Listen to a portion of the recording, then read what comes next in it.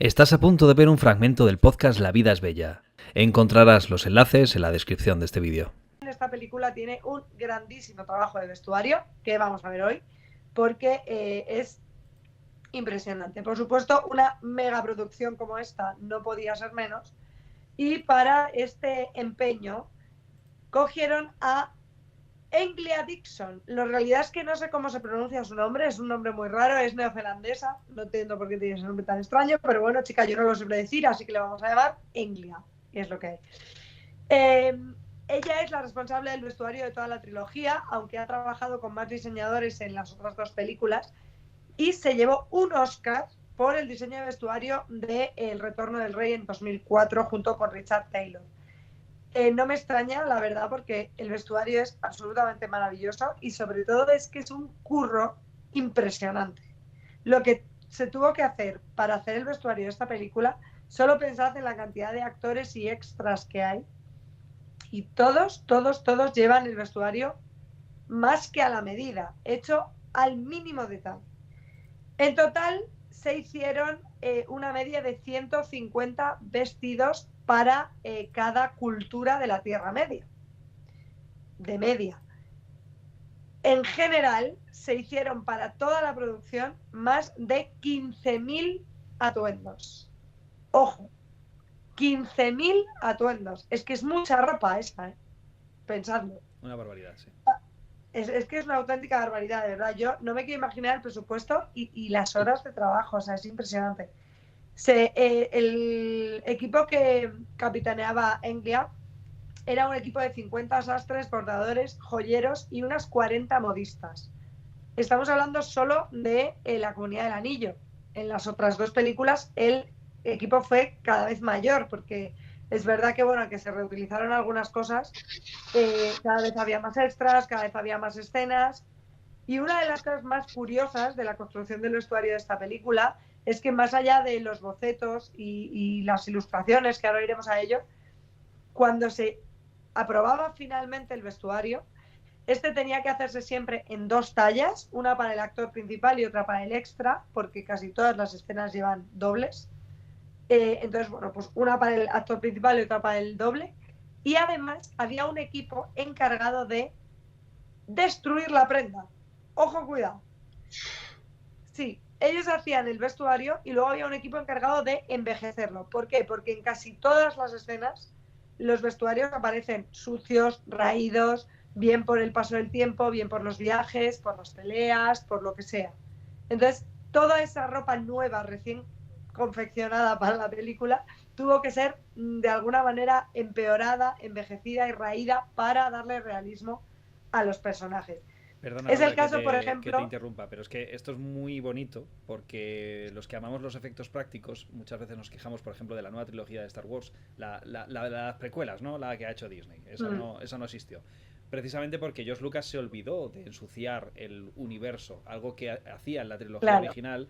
El halcón milenario estaba sucio, todo estaba sucio y lo hacía sentir más vivo. Y precisamente eso es lo que yo decía con lo que me gustó del Señor de los Anillos, que es que parece muy real porque se nota que esas armaduras han luchado. Y eso me encanta. Total. Bueno, el caso de las armaduras es alucinante porque se hicieron muchísimas piezas. Tengo aquí los datos. Se hicieron más de 10.000 flechas para la película. Imaginaos, 10.000 flechas, 500 arcos, más de 8.000 piezas de armadura para todas esas indumentarias. Entonces, el tema de las armaduras ya es brutal. Lo que pasa es que esto se encargó otra empresa, porque tenía que ser unas cosas tan específicas, muy bien forjadas, elementos muy de metal, que era un poco más complejo. Entonces, aunque los diseños sí que lo hicieron con el diseño de vestuario, todo el tema de armaduras, flechas, armas y demás lo hizo otra empresa. Lo que os decía, el tema este de ensuciar los trajes, que es tan importante, como dice Isma, para crear ese universo, lo vemos muy bien en el vestuario de los hobbits. Inicialmente se inspiró todo el diseño de vestuario en las ilustraciones de las primeras ediciones originales, tanto de los libros del Hobbit como del Señor de los Anillos, esas ilustraciones de Alan Lee, tan preciosas, que ya hemos hablado de ellas, y porque a Peter Jackson le encantaban. Entonces dijo, yo quiero esto está súper bien y me encanta y quiero esto. Entonces, basándose en esas ilustraciones, Englia lo que hizo fue crear un vestuario para los hobbits muy, pues eso, muy aniñado, por decirlo así, pantalones que les quedan pesqueros, camisas que les quedan cortas, todos medio sucios, los bordes raídos, bueno, ropa un poco de, pues mira, estamos correteando por aquí por el campo y somos seres de luz que corren y saltan y juegan. Sin embargo, hay un personaje que tiene un vestuario completamente diferente, siendo hobbit, que es Bilbo Bolsón. La diferencia en su vestuario hace que su personaje gane mucho en credibilidad, en experiencia, en sabiduría, en poderío. Se ve que es un hombre mucho más experimentado, que ha viajado mucho, por eso sus trajes son más ricos en telas, son colores distintos, mucho más vivos. No está sucio, no está raído, le queda bien, de talla. Entonces se ve ahí esa experiencia que él tiene y además se ve que tiene cierto poder adquisitivo, ¿no? Que es como un poco más rico que el resto porque además lleva pues esos trajes tan bien compuestos. En el caso de los magos, vemos muy bien esto que hablábamos de estropear las ropas, porque Gandalf, el diseño del traje de Gandalf se basó en la portada del libro del Señor de los Anillos, que creo que tenemos por ahí la imagen, Isma, para verlo. ¿Ves? Si os fijáis, es prácticamente idéntico, porque Peter Jackson dijo, quiero esto, y quiero que no te salgas ni un milímetro de esto.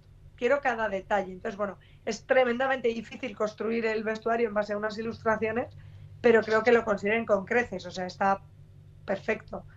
El detalle era tal que se hicieron cientos de reproducciones de la pipa de Gandalf para que fuera perfecta. Y hasta que no era perfecta era, hacemos otra y otra más. Y así con todo, con el bastón, con el sombrero, con todo. El nivel de detalle tenía que ser excelente. Y el traje de Gandalf se estropeó de una manera muy especial porque querían hacerlo parecer, en cierta manera, un vagabundo, en el sentido más literal de la palabra. Es un mago que lleva vagando por el mundo cientos de años. Su ropa, evidentemente, no puede estar impoluta. Entonces, me parece que está genial hecho eso. Tiene un color que no sabes si es gris, azul, blanco, mierda. y creo que eso le da mucho realismo. Y además, en esta película en concreto, cuando se junta con Saruman, que es la primera vez que vemos a Saruman, en comparación con él, las ropas de Saruman son mucho más ricas, son tejidos más livianos, mucho más blancos. Se hizo para hacerle parecer además muy alto, esos trajes, esas aberturas tan largas, todo hasta los pies, para hacerle parecer un hombre mucho más poderoso y muchísimo más rico y más instruido dentro del despacho, por decirlo así, que en el mundo, que a Gandalf.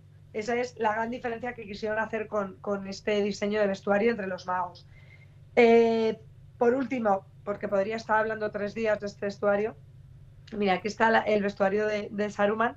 Si veis, los detalles son mucho más enriquecidos, hay partes metálicas, vamos, con hilos dorados y plateados, esas telas mucho más blancas, pues bueno, evidentemente también está envejecido porque esta gente lleva en ese mundo, pues no es un montón de años. Como ha apuntado Brego, milenios, miles de años. Milenios. Entonces, pues imagínate eso, milenios ahí, si eso tenía que oler, que no te digo nada. Por otro lado, y para ir acabando, porque ya os digo que podría estar 3 días hablando de esto, los elfos. El tema del vestuario de los elfos es muy interesante porque en un primer momento fue muy difícil, según ha contado la diseñadora, convencer a Peter Jackson de la idea que ella tenía de los elfos. Ella le iba presentando dibujos, las ilustraciones de los libros no le convencían, le presentaban 1000 bocetos, 1000 ideas y nada le parecía bien. Decía, bueno. Y finalmente, igual que Viggo Mortensen en su personaje ayudó mucho a construir los diseños, que también hubo un poco de conflicto con el diseño de vestuario de Viggo Mortensen, y él ayudó mucho a elegir los largos y el tipo de tela y tal. En el caso de los elfos también participaron bastante los actores. Hubo que verles actuando y ver cómo se desarrollaban esos personajes en escena para ir perfilando finalmente cuál iba a ser las especificaciones de su vestuario. Y eso pareció que a Peter Jackson le gustó un poco más y entonces fueron afinando esos diseños en base a cada personaje. Por eso, si os fijáis, cada elfo, y eso pasa en las 3 películas, tiene un vestuario un poco distinto. No se puede decir que vayan todos iguales. Si bien tienen un denominador común que es común a toda la película para darle coherencia, ¿no?, con la época, que son pues esas túnicas, faldas muy largas, esas mangas, campanas súper larguísimas, esas medio capas estilo toquilla para los hombres con un tejido aislante, mucha joyería para las mujeres, coronas, anillos que se pidieron expresamente a orfebres y a joyeros especialistas en Edad Media y en joyas de época. Las empuñaduras de las espadas para los hombres, que también son diferentes en función de cada uno, los cinturones, las botas, todos esos detalles se fueron construyendo específicamente para cada personaje para hacer que a Peter Jackson le gustase finalmente el vestuario de los elfos. O sea, imaginaos el currazo. Y a eso le añadimos todas las prótesis de orejas, de pies, de todo que hay en la película, que hay cientos y cientos y cientos. Entonces, esto debió ser la locura. Para acabar, porque no todo va a ser alabanzas, he de decir que esta peli tiene, como es lógico, bastantes fallitos de récord en cuestión de vestuario. ¿Por qué? Porque es muy complicado. O sea, este vestuario es tremendamente difícil y en algún momento se les tenía que pasar algo. Quiero destacar uno que me hizo especial gracia, que es la escena en la que Frodo se va en la barca y Sam le sigue y se mete en el lago y casi se ahoga y el otro lo saca, lo sube a la barca y estoy hablando. Cuando a Sam se le ve de frente tiene la capa empapada, como es lógico, que acaba de salir del lago, pero cuando se le ve de espaldas, cuando está en primer plano, o sea, cuando está Frodo de frente, su capa está completamente seca. Es como de una especie de fieltro así la capa y está absolutamente seca. En todas las escenas que sale de espaldas la capa está seca. Entonces, bueno, me imagino que tuvo que haber muchas de estas en una producción como esta y que también alguna dirían, mira, no vamos a volver a rodar, sin pun. Así que, bueno, que en general es un vestuario maravilloso. No me extraña que ganase un Oscar con El Retorno del Rey, si el trabajo era como mínimo de esta calidad. O sea que muy buena. Hemos podido ver un trabajo excelente. Y mira, ya que mencionas la escena de Sam, otra de esas anécdotas que contamos los frikis del Señor de los Anillos cuando la vemos con alguien.